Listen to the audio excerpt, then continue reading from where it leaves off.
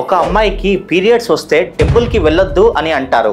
కానీ ఈరోజు మనం మాట్లాడుకోబోయే టెంపుల్లో ఉన్న అమ్మవారికి ప్రతి సంవత్సరం పీరియడ్స్ వస్తాయి. అవును, మీరు విన్నది నిజమే. ఆ దేవతనే కామాఖ్య అమ్మవారు. అదే అస్సాం రాష్ట్రంలో ఉన్న గౌహతిలో ఉన్న కామాఖ్య టెంపుల్. ఇక్కడ కామాఖ్య దేవతని పూజిస్తారు.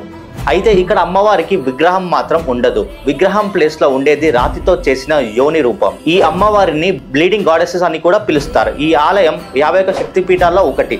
పురాణాల ప్రకారం సతీదేవి అగ్నిలో దూకి ప్రాణత్యాగం చేసింది. అప్పుడు మహాశివుడు ఆమె శవాన్ని భుజాలపై వేసుకుని తాండవం చేస్తుండగా విశ్వాన్ని కాపాడుకోవడానికి శ్రీ మహావిష్ణువు తన సుదర్శన చక్రంతో సతీ శరీరాన్ని 51 పార్ట్లుగా విభజిస్తాడు. ఆ పార్ట్లు భూమిపై పడిన ప్లేస్లు మనం శక్తిపీఠం అని అంటాం.